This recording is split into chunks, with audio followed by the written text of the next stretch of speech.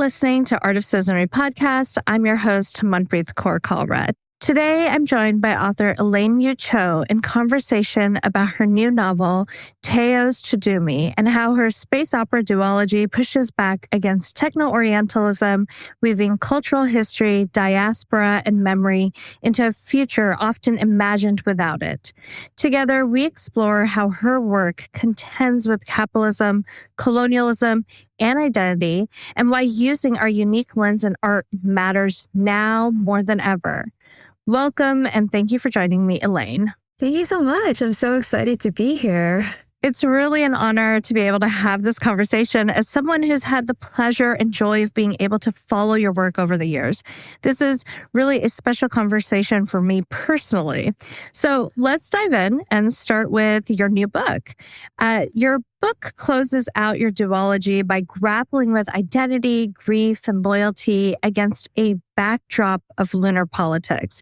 When you sat down to write, what questions or emotions were you most interested in conveying? So this book originally was just thought of as one book. The first book, Oceans, Kodori, and Teo's Durumi were just meant to be one standalone. And it was split when we went to publication or even before then, which also kind of split the thematic ideas that I was exploring with both. The idea behind the books generally was using the sci-fi lens to explore ideas of identity, how we honor where we come from while we're trying to figure out who we're going to be going into the future. And the first book kind of became that arc primarily, how these characters sort of wrestle with that and are figuring out who they are. And so the second book then kind of became this opportunity to explore new arcs. So in terms of, well, if you have figured out who you are, what does that mean for you? What do you do with that information? Have you actually figured that out? So that was primarily what shaped the second book. And then, of course, we've got other ideas of belonging and home. And is there something you can do as one person in the face of bigger forces? One of the really powerful things I've heard you talk about is this tension that comes with being from the diaspora, this constant questioning of, am I blank enough? For example, am I Punjabi enough, Korean enough, whatever those layers might be? So I'm curious, how did you wrestle with that question in your book? Yeah, that is the primary question, I think, that I had while writing the book and that a lot of the characters have. What I was hoping for Ocean, who's one of the main characters, is that she starts out the book thinking very much and feeling very much that I'm Korean, but like, what does that mean for me? Am I Korean enough? And hopefully taking her on a journey where she lands to, well, I am Korean, so what does that actually mean for the word? And that was something I felt a lot too while writing it, just because I was writing something that I wanted to be very specifically Korean American and wrestling with these questions that I've had. But there were times when I felt sort of panicked in that, like, oh my God, am I Korean enough to write this? So that was something that I kind of had to come to terms with alongside Ocean. And I think it helped that it was a very specific story in terms of what I had experienced, but also in terms of what Ocean experiences in the book.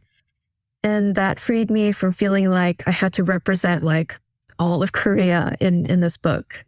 And I think that's part of the weight so many of us from communities of color carry, countering the flattening of our narratives. The idea that our experiences can be distilled down into a single story, but we're not monoliths. You can be Korean, you can be Punjabi, you can hold all these nuanced layers of identity that may not reflect the majority experience, but are still deeply yours and should not be used to question your cultural identity. That's really what Orientalism tried to do, flatten our experiences, which resulted in the creation and normalization of harmful stereotypes. Differing experiences of people from similar cultural identities don't make you any less. It just makes culture more nuanced and complicated, which makes it harder for outsiders looking in to put people in a box. So it's really moving to hear you talk about your own journey alongside this book. It feels like you and your main character were traveling this path of discovery together. We kind of were. I feel like we helped each other in a way, which is nice. Yeah. So how did culture shape the ethos of your book? There were very conscious and unconscious elements of it. The whole book, or the seed to writing the book even, came from reading Three Body Problem by Elaine U, which for me was actually the first non-Western sci-fi I had read. And I had grown up reading like Isaac Asimov and Robert Heinlein, like all the greats. And the writers always talk about not seeing themselves in stories and writing stories to make up for that lack. But for me, to be quite honest, I read these books and that didn't even occur to me to think like, oh, why isn't there anyone who looks like me in it? I just kind of accepted that as the status quo. And reading Three Body Problem totally blew that out of the water and made me realize this is what the future looks like or could look like. It's very unapologetically and very clearly like through its non-Western lens. And it brought me back to looking for translated sci-fi and more non-Western sci-fi. And Oceans was very much just a cliche. Why not write what you want to read? So in that vein, the whole story is, well, what if Koreans dominated space? What would that look like? What would the culture be? What kind of foods would people like eat together or gather around? What are the team building exercises? What is the language, the lexicon, and the slang? Lately, I've been thinking a lot about translation. Sometimes I'll be translating Punjabi songs into English, and so much just disappears in that process. Phrases that feel rich and poetic in Punjabi suddenly sound awkward and even flat in English. They lose their soul. I've also been experimenting with the reverse, imagining what it would mean to translate books from English into Punjabi. And through that, I've developed such a deep appreciation for translators, the choices they make, the nuance they preserve, or inevitably reshape. It also made me reflect on something you've spoken about, the pressure writers feel to make their work palatable to a wide audience. That pressure often means sanding down cultural edges, diluting the very details that give stories their power. There's this constant tension between staying true to your own cultural identity and the world that you're building, while also navigating an industry that still expects stories to be filtered, sometimes even sanitized for a predominantly white audience. You mentioned something else that struck me, how sci-fi as a genre has historically centered whiteness, with BIPOC characters often pushed to the margins. One term that comes up a lot in these conversations is Techno-Orientalism. Can you talk about what it means and how it's shaped the sci-fi literary industry? Okay, let's get into it. Techno-Orientalism is an extension of Orientalism, generally. It's a term that I believe was popularized by Edward Said, which talks about Orientalism in terms of a Western culture utilizing it to separate themselves from this idea of monolithic Orient.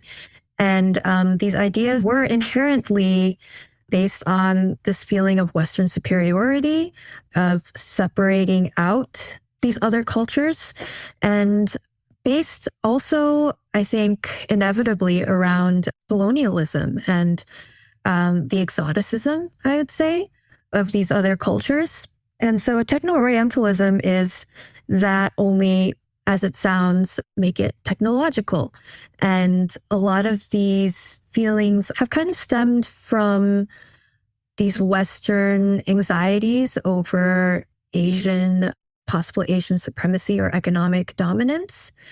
and has expressed itself in sci-fi like Blade Runner, for example, which shows like the Asian superiority in technology, but also often paired with inferiority in culture or in feeling or in consciousness, and sort of need for a Western counterpart to bring enlightenment. When we talk about Orientalism, we're talking about the way the quote-unquote West, aka Euro-American societies, have historically represented and exotified the quote-unquote East, the Middle East, North Africa, and Asia. These depictions weren't just harmless stereotypes. They often served to justify colonial domination, framing entire cultures as backward or in need of control. While Orientalism had been around for a while as an area of artistic and academic inquiry, it was, as you mentioned, popularized by Palestinian-American scholar Edward Said in his groundbreaking book, Orientalism, in 1978, in which he argued that these representations were not neutral, but part of a discourse of power that reinforced Western hegemony. They were a part of a bigger system of power, a way for Euro-Americans to maintain authority by shaping how people imagine the other. Building on Said's framework, the idea of Techno-Orientalism extends this critique into the realm of technology and media. This shows up a lot in film, TV, pop culture. It's this idea that Asian cultures are futuristic and technologically advanced, but also somehow cold, alien, or dehumanizing. So instead of camels and deserts, it's robots and neon signs.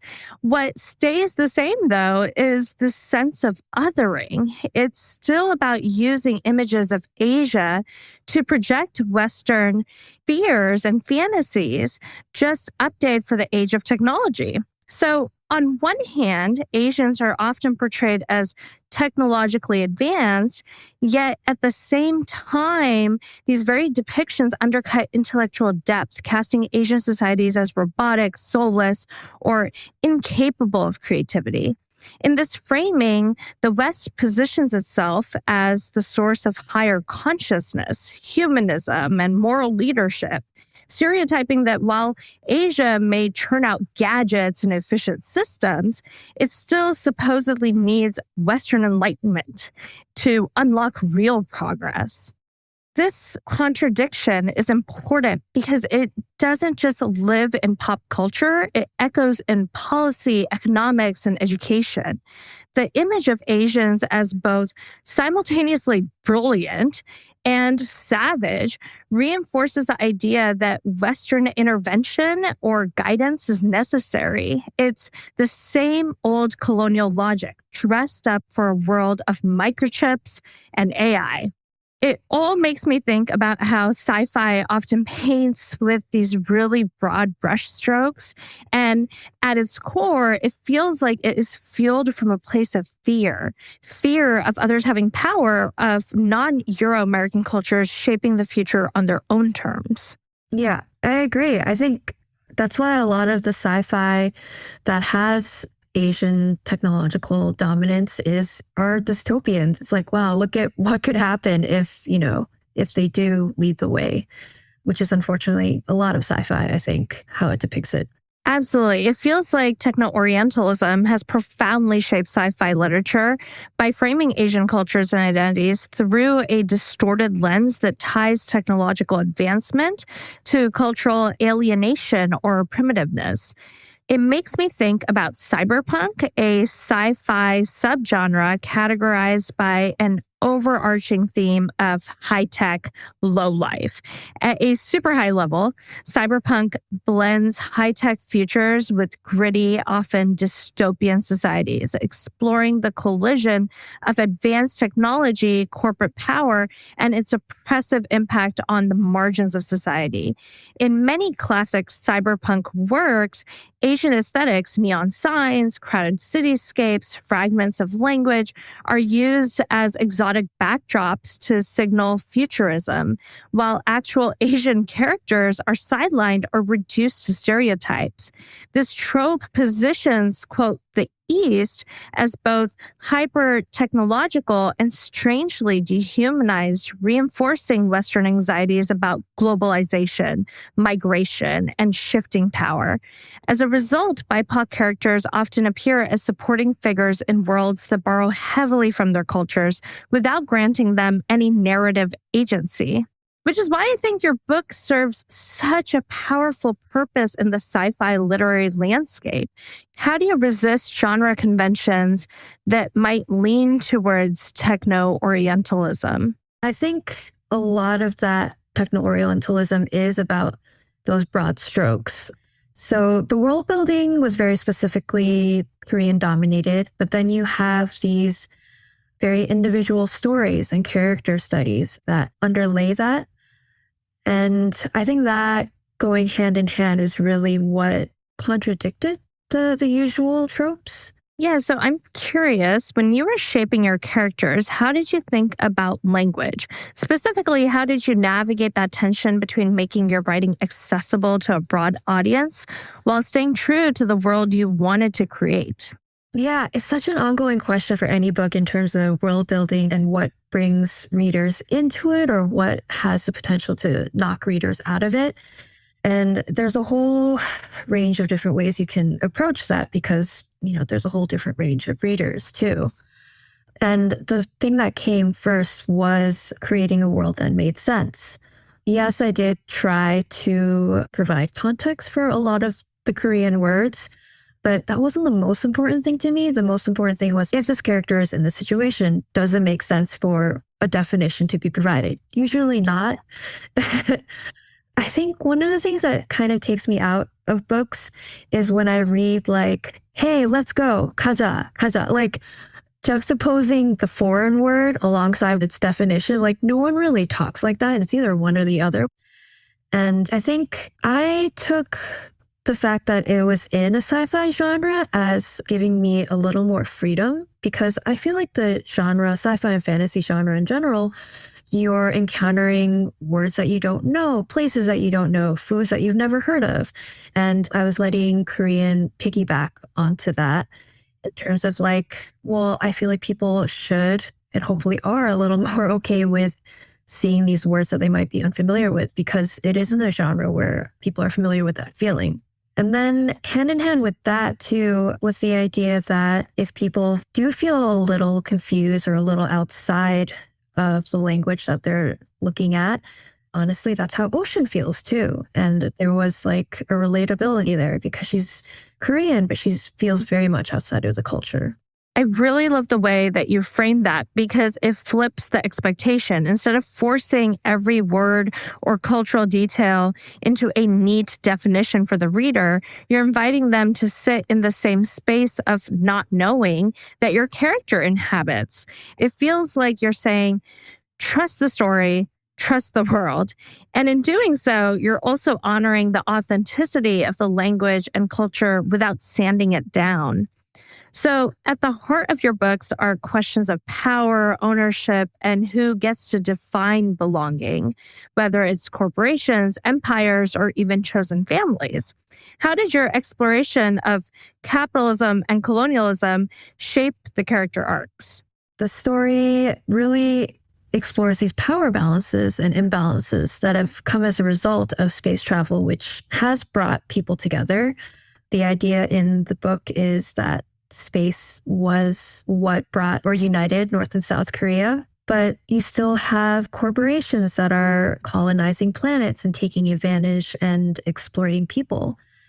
And those are very highfalutin ideas, but the access point to it was through these characters like Teo, who's the second son of this tech empire that is doing these horrible things. And how does he contend with that when he finds out that this is happening?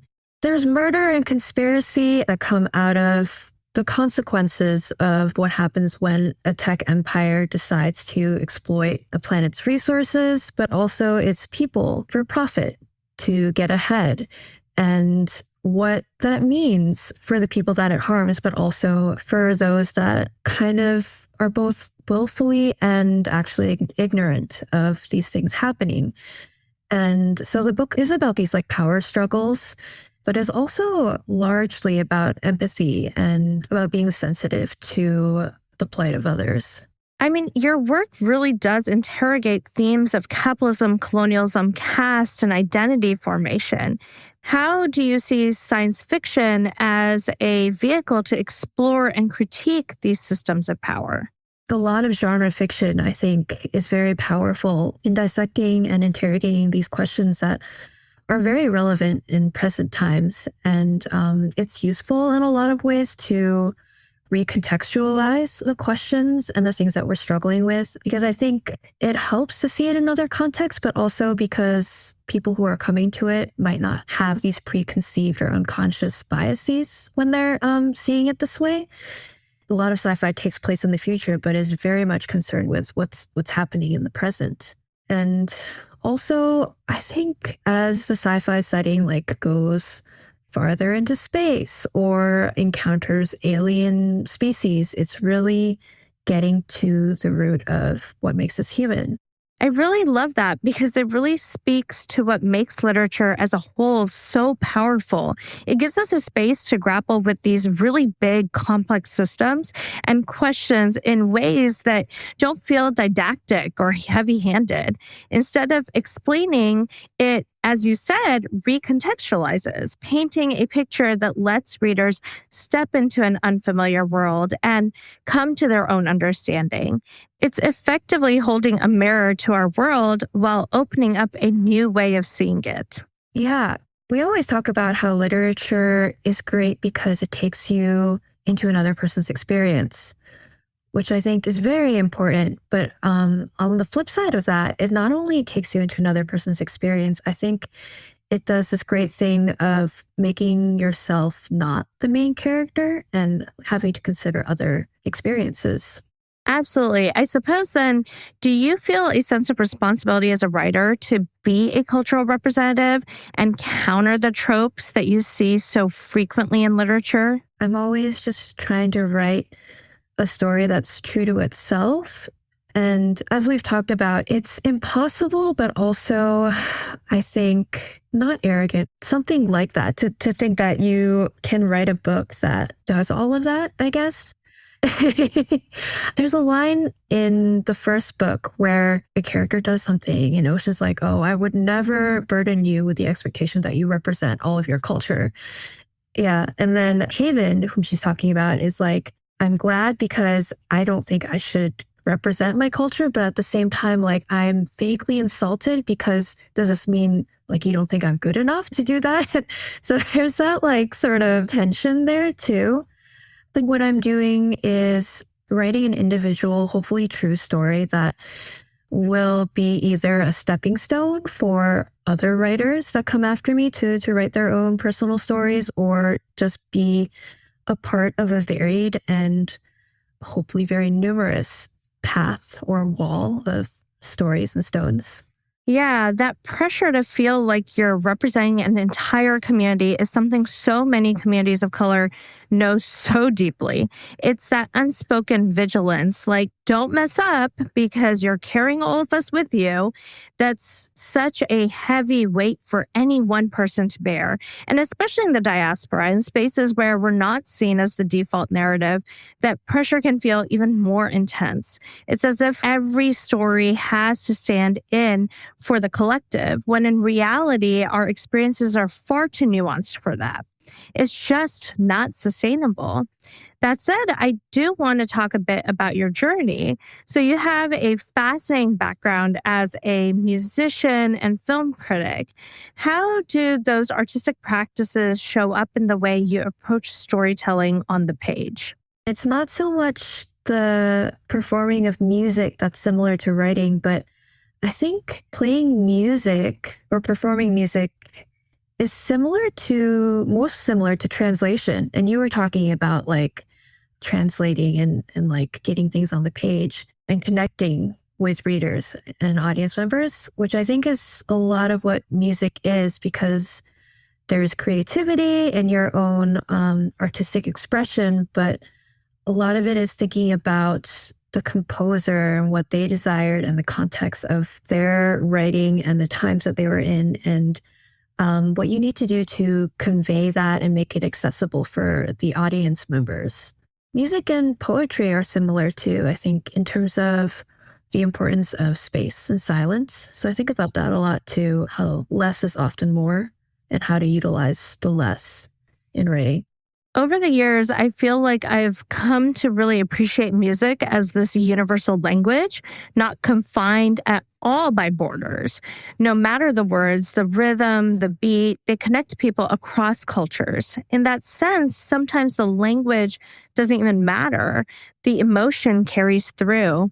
I suppose then when artists feel pressure to generalize their work for a wider audience, what would you say to them, especially those who worry their stories are too specific, too niche, or maybe even unrelatable? How do you encourage them to hold on to the value of their own lens?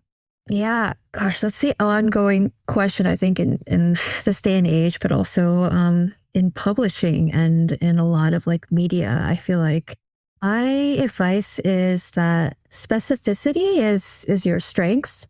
And there is, I think, often a pressure to widen that lens. And I think even in the second book, I had a few times where my editor asked me to like define the Korean words that I had.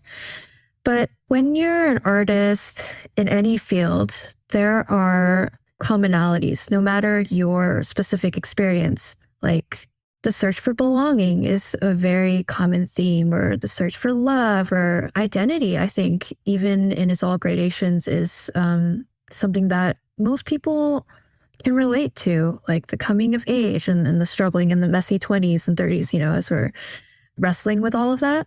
So I think it's okay, and I think it's great to be in a niche in terms of these things, and because there are other things that you can relate to others with. Anne Lamott, she wrote Bird by Bird, which is essays about writing. One of her stories is called The Lunchbox Story. And it talks about how like you can talk about your lunchbox or like what's in your specific lunch, and it will often be different from the person next to you. But the commonality is like they are both lunches that people are bringing. And I would go a step further, because so many of us writers that are the diaspora talk about the stinky lunch story. Like we have that story of like, we brought this lunch to school and the other kids didn't like it and we were made fun of it. And I've always been of the, I don't want to be relegated to the stinky lunch, because everyone has a story, but at the same time, like I should be able to talk about the stinky lunch if I want to. But that is just an offshoot of the whole lunchbox story generally. Like it is still a lunch. I love that approach, thinking about specificity as a strength. And the lunchbox story is such a perfect metaphor, because it reminds us that while the details may differ, the shared experience is what connects us. What I hear in your answer is this encouragement to lean into the particular, because it's often through those very specific stories that we find the most universal resonance. You mentioned moments when your editor asked you to clarify certain cultural references. Writers of color are often expected to translate or explain their culture for a broad audience, while white writers can assume their lens is the default. How do you navigate that double standard, pushing back against English, or rather whiteness, as the norm, while creating space for readers from different cultural backgrounds to still connect with your stories? You always want your writing to be an invitation, I think. And so it's considering that balance, but also for us, like writers of color and artists of color, there is a very conscious knowledge that the Caucasian or white dominance is the norm. And so a lot of the comments or even the feelings from readers are going to come from that. And so for me, it's been a sort of, it's okay if not everyone gets it. That was my most common response back to my editor.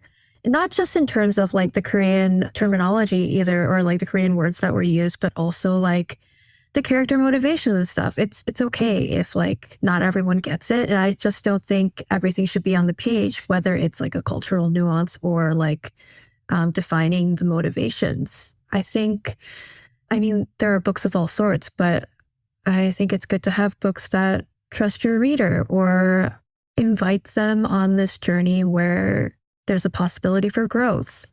I feel as though your stories are in dialogue with the times, bringing up questions of identity, displacement, unification, and survival within exploitative systems. Why do you think it's important for art to reflect our present concerns, and what do you hope readers carry into their own futures from your work?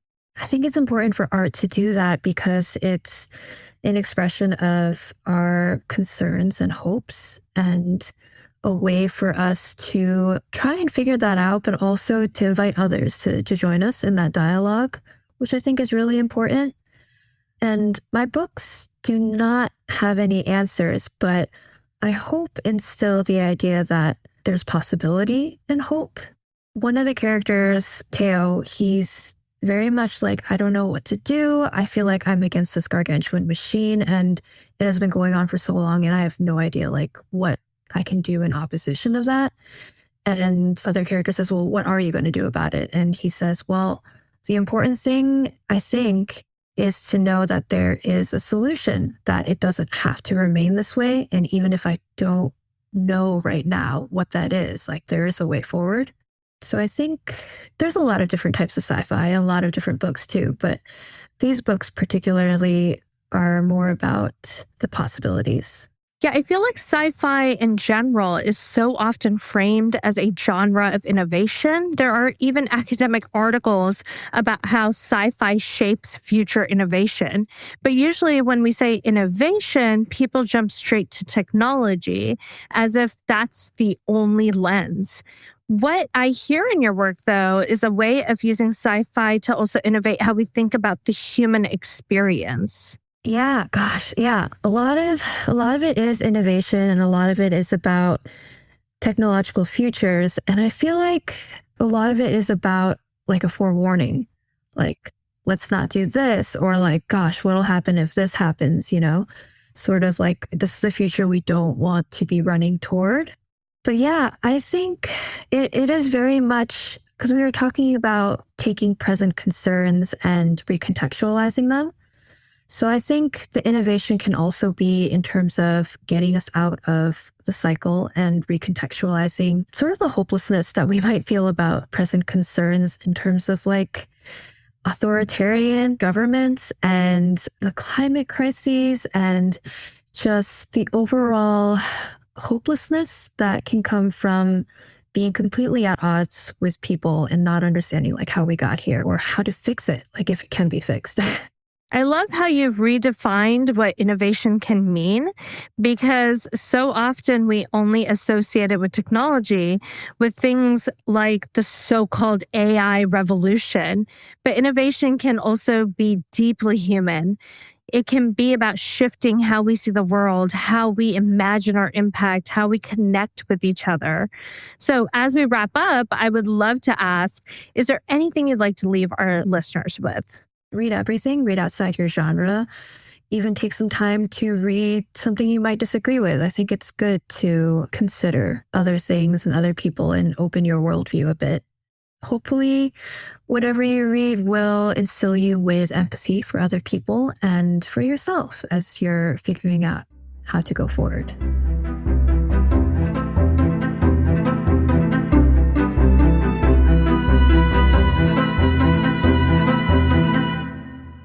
Techno-Orientalism has long shaped the way sci-fi imagines the future, borrowing from Asian cultures while erasing our presence within those worlds.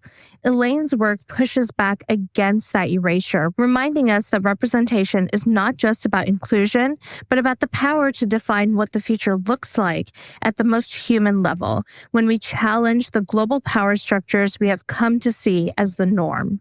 Write the stories you want to see more of, even if they feel too specific, too niche, or too different from what publishing expects, because those are the stories that expand the imagination, that reclaim space, and that remind us that we are not outsiders to the future. We are its authors.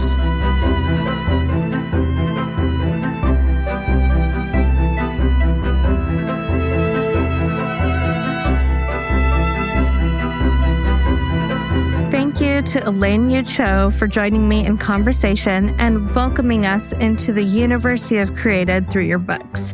Teo's Durumi is out now. Be sure to check it out at your local independent bookstore.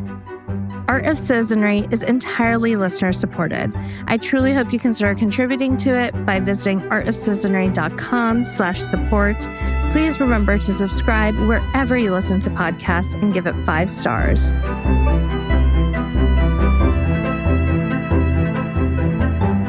Thank you to our producer, Ali Honore, and editor, Stephen Blevins.